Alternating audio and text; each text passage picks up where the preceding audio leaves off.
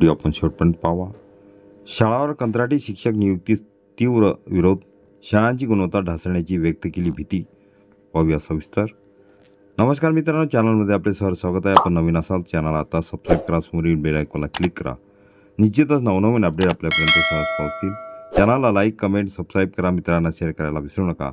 आपल्यापर्यंत माहिती देणारे एकमेव चॅनल अखिल तांबोळी सर क्लासेस चॅनल मार्फत न्यूजचे स्पष्टीकरण पाहूया। 7 सप्टेंबर 2024 राज्यातील जिल्हा परिषद महापालिकेच्या 20 आणि त्यापेक्षा कमी पटसंख्या असलेल्या शाळांमध्ये सेवानिवृत्त शिक्षक किंवा डी.एड. बी.एड. उत्तीर्ण उमेदवारांना कंत्राटी पद्धतीने नियुक्ती करण्याचा निर्णय घेतला आहे। मात्र त्यामुळे पात्रताधारक उमेदवारांचे मानसिक आर्थिक शोषण होईल, तसेच शाळांची गुणवत्ता ढासळण्याची शक्यता व्यक्त केली जात आहे। शासनाच्या कंत्राटीकरणाच्या धोरणाविरुद्ध शैक्षणिक वर्तुळातून विरोध होण्यास सुरुवात झाली आहे। शिक्षकांची केवळ 15,000 रुपये मानधनावर कंत्राटी तत्त्वावर नियुक्ती केली जाणार आहे। तसेच शासनाच्या कोणत्याही संवर्गात सेवा समावेशनाची व नियमित सेवेचे इतर कोणतेही लाभ मिळणार नाहीत। यासह वार्षिक केवळ 12 रजा मिळतील असे नमूद आहे। दरम्यान राज्यात 0 ते 20 पटसंख्या असलेल्या 14,783 शाळांमध्ये 1,85,000 विद्यार्थी शिकत आहेत, तर 29,707 शिक्षक कार्यरत आहेत। दुर्गम भागातील वाड्या वस्त्यावर राहणाऱ्या विद्यार्थ्यांपर्यंत शिक्षणाची गंगा पोहोचावी यासाठी सरकारने ह्या शाळा सुरू केल्या होत्या।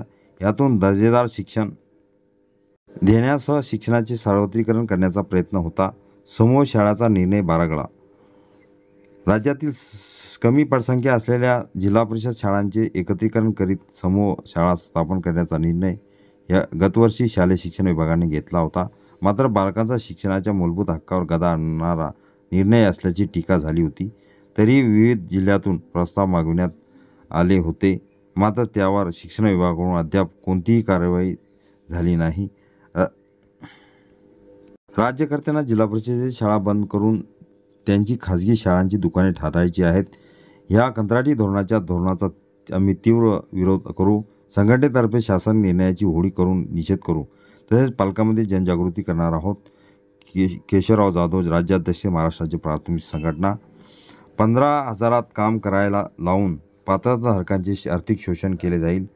70पर्यंत निवृत्त शिक्षकांना काम देऊन बेरोजगार तरुणांना अन्याय केला जाणार आहे।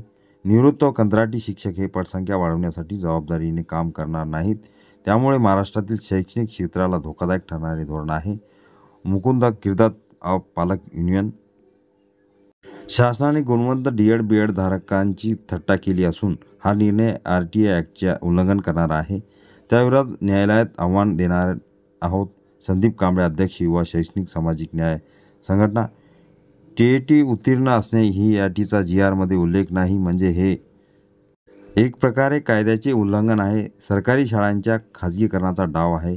तुटपुंजा मानधनात उमेदवारांचा खर्च भागेल का? ते मन लावून काम करतील का?